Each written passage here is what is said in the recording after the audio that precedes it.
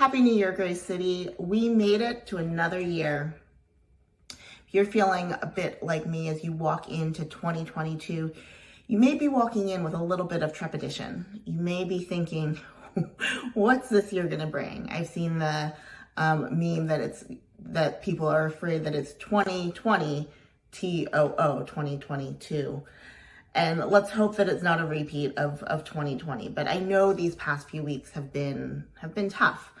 And with the surge in cases, and I work in public health, so it's something I think about and hear about constantly.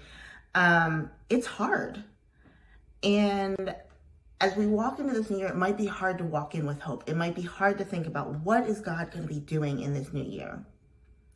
But we're going to be looking at a passage this Sunday from Jeremiah 29.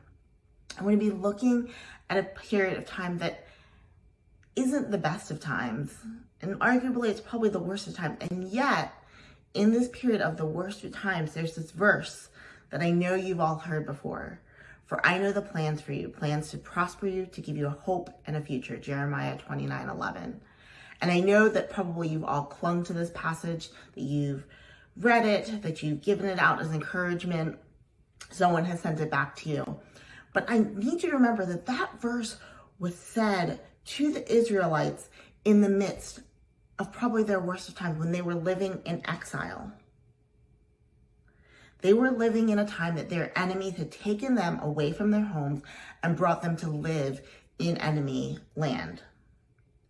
Now, while we may not be living in an actual exile, I would argue that these past 2 years have maybe felt like exile, because we've been exiled from our normal routines, from going into the office, from seeing friends and family as much as we would like, from having our routines disrupted. We've been in exile from that normal life that we remember.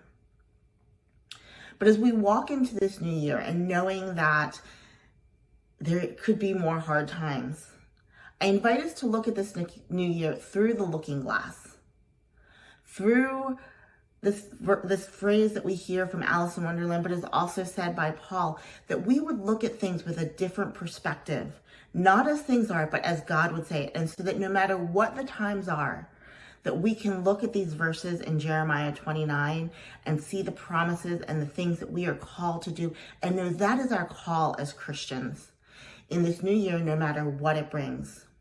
So happy New Year, Grace City, and I look forward to being with you on Sunday.